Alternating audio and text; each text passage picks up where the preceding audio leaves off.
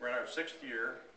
We have graduated 2 classes of 8th graders, and those young folks are now doing well in some of our better schools in Tulsa, Kelly and Cassia Hall in particular, and some of our public schools, proving once again that the system works. There are lives being lifted out of dire circumstances through good Catholic education and put on their way to self-sufficiency and college-level education. In order to do that, you've heard from some of the people who really make it happen, but like other institutions, you have to have the resources with which to do this. And San Miguel and the other San Miguel systems, schools in the system around the country are rooted in St. John de La Salle's his educational philosophy, and that was to take the poorest of the poor and help them towards self-sufficiency through free education. That was the way he espoused his dream. We follow that here. There's no tuition charge.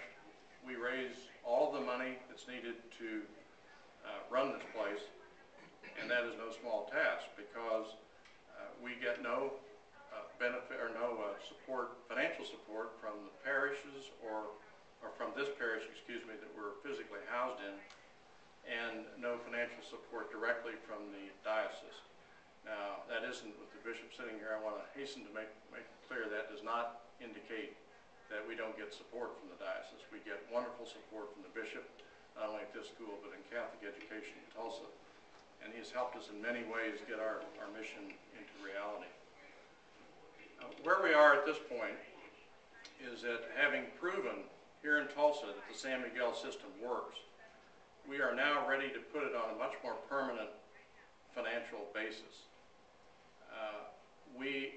The classrooms you see around the perimeter here are small because we have small class sizes.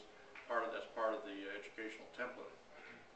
But we are in a frankly an unsafe environment here. We've had accidents. The principal you heard, Ann, earlier has fallen down these stairs, and that was pretty ugly. We've had police arrests in the parking lot up here. We need a safer, much more educationally conducive environment with which to do our mission. So having proven that it works, we're now at the point where we are more publicly today kicking off an appeal or a drive to do 3 things.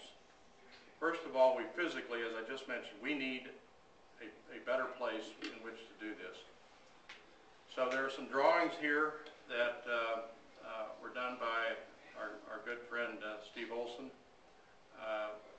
for a new, very simple but functional building that we wish to construct. That building will cost approximately $1.5 million, and we have made that sort of the centerpiece of a $4 million drive. $1.5 million for the building, another $1.2 million for what we quantify as 2 years worth of operating money. It takes about $600,000 a year to run this place. So we want to raise 2 years worth of operating money and stay ahead of that need. And finally, $1.3 million for an endowment. We have the small beginning of an endowment, $80,000 in corpus in it, but we want to build that and add $1.3 million to it to get up around the $2 million mark. Then we will have income that's thrown off of that endowment that will help us greatly in sustaining this in perpetuity. So today we are pleased that we are going much more public with our appeal. In sort of a quiet, private way, we've raised over $600,000 towards that $4 million goal. And from here on, hopefully the public will be more involved and a broader audience. One last thing that wasn't mentioned, I think it's important in the San Miguel operation here. One of the most frequently asked questions that I get approaching donors is, are these people here legally? And I'm proud to say that we addressed that issue several years ago when we first started San Miguel. And we have a board-approved policy that every family that's in part of San Miguel and their students come here must be here legally or working toward citizenship in the United States. and we will help them. We have resources that will allow us to counsel and guide these people towards citizenship. I see Congressman John Sullivan here, that's been a key issue in his world, and nationally, of course, and locally as well. And I want the Congressman to know that we are part of the solution and not the problem. So I wanted to work that into the presentation because it's so important for donors, it seems to be, and I think we've solved that problem. So I would encourage each of you, I'll be around afterwards to talk about some of the details. We don't want to go into all of it here in front of everyone, but it's a very simple layout, has classrooms and faculty, an IT room, and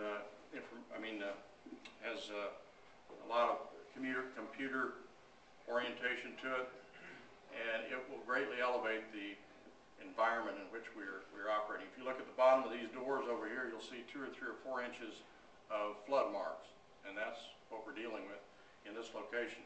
You go out across the parking lot, you'll see razor wire around the end of the activity building. So we need some help, and we're here publicly today to kick off the effort to get our financial house built up. So thank you for coming and hearing that part of it. I'd like now to ask Bishop Slattery to come forward. He's, as I said, has been very, very supportive of our work, and his commitment to Catholic education is well known in the diocese and certainly visible here.